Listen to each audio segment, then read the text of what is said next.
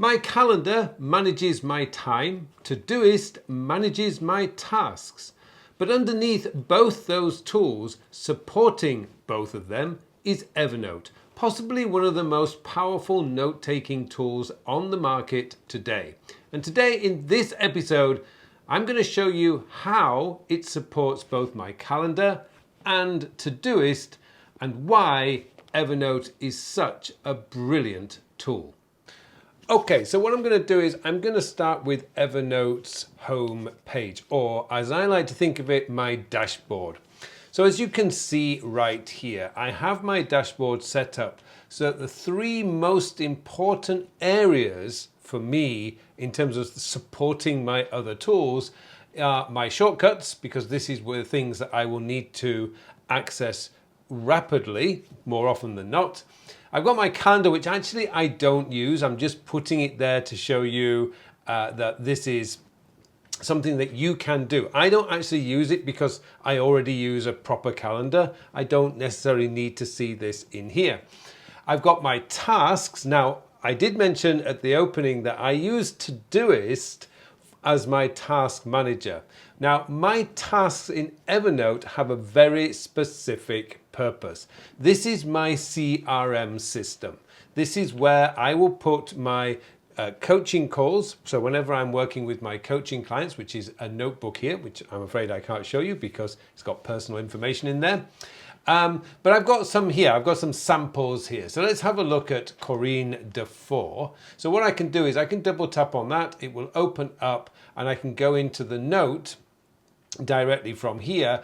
And this is going to give me the details of the notes that I've made whilst I've been working with this particular client. And this here is the task that I've created. And this is the feedback that I need to write for that client. And I do that for all my clients. Every time I have a coaching call, it's always going to be up here. So I've got 3 coaching feedbacks to write today for Frederick Gray, Corinne Defoe, and Holly Goodhead. So those are in, those are ready to write. I did those calls yesterday, and that's what I will need to do today. And down here, I've got recently captured, because this is really just the stuff that I've captured recently. And most of these are just things that I'm particularly interested in right now. I might not be interested in them in the future, but they get processed as and when I do that. So let's have a look at the hierarchy of my notes. So if you look here, I'll just close the projects. I've got my inbox up at the top, and I use a system called Gapra. Now, because of the way that Evernote works, I actually keep my online courses, because each one has its own separate notebook at the bottom. So don't let that distract you. I've actually just got these 4 main areas: goals, areas of focus, projects, resources, and archive. Now, I've covered these quite a lot of detail in recent videos, but just to give you a quick overview. In my goals, for example, I've got my personal goals here. Now, I have currently at the moment, I've got an exercise goal. So this is a 2024 press-up challenge. Now, what this essentially means is that every single day I need to be doing a minimum of 10 press-ups, or push-ups if you prefer.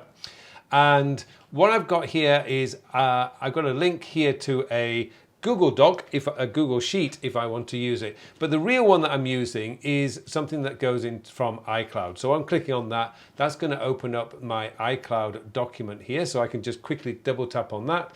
That will then open up this document, and it shows you all the press ups that I've done this year so far. So this is the total per month. I'm having a great month in July because I've been 50, 50, 50, 50, 50, more than 50.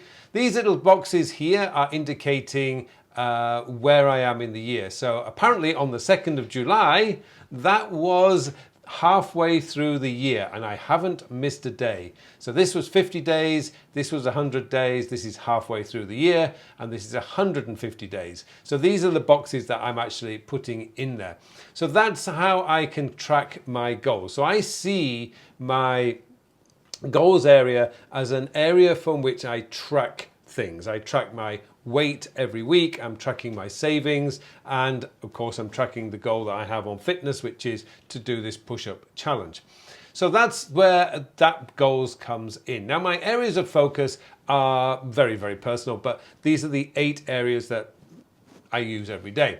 But the one that I really want to show you is in the project. So I'm going to go to the project's master list. So I have my project master list here. Let's just move that to the side. So in here, these are the current projects that I'm working on. Now, bear in mind that I am pretty ruthless at keeping my projects down to a minimum, simply because most of the work that I'm doing, such as this video, that's just part of what I do every single week. I don't see that as a project. Likewise, I don't see writing my blog posts or creating the podcast. None of that is what I would consider a project. It's just what I do every week.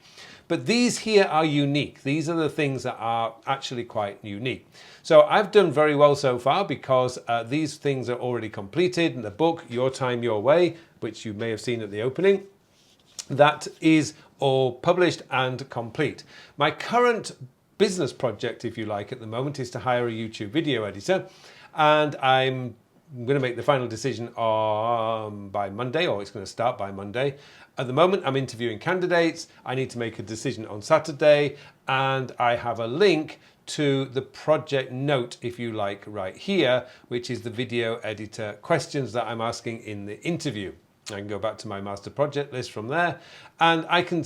So this is something that I'm looking at on a weekly basis. I don't need to be going into my master project list every single day. I just need to look at this from this is really a quarterly projects list. I'm not interested in what's going to happen in Q4 right now because there's too much can change. But right now, this is what I'm focused on in Q3. There is actually an additional project that's coming up, which is my Apple productivity course update, and that's going to get added probably this weekend. But this is my current master projects list. Everything is there that I need. I got quick access to the information that I need right there, and job's good.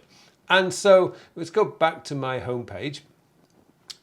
So essentially everything I need Evernote to do for me is right there.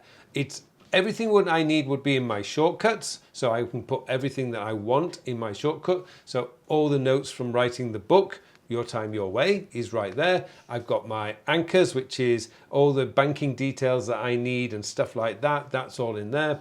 And it just supports me. And Evernote is open on my desk every single day. I have it on. I use a Mac, so it's on its own separate screen, and I'm flipping between it all day because it's full of resources. You know, for one example, I can give you here is CPI color codes. So for my branding, my company branding, I know this is a note that I'm going into rapidly every single day, simply because I need it every day because I can never remember these codes.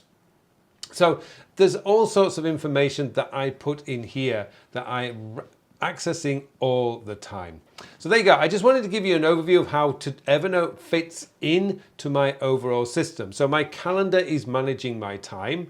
My Todoist is managing my tasks, and Evernote is basically my CRM, my long form notes, everything like that is just getting dumped in Evernote because it is such a solid, dependable tool. Now, if you want to learn more about how I organize my notes, I have a video on that which you can view right up here next.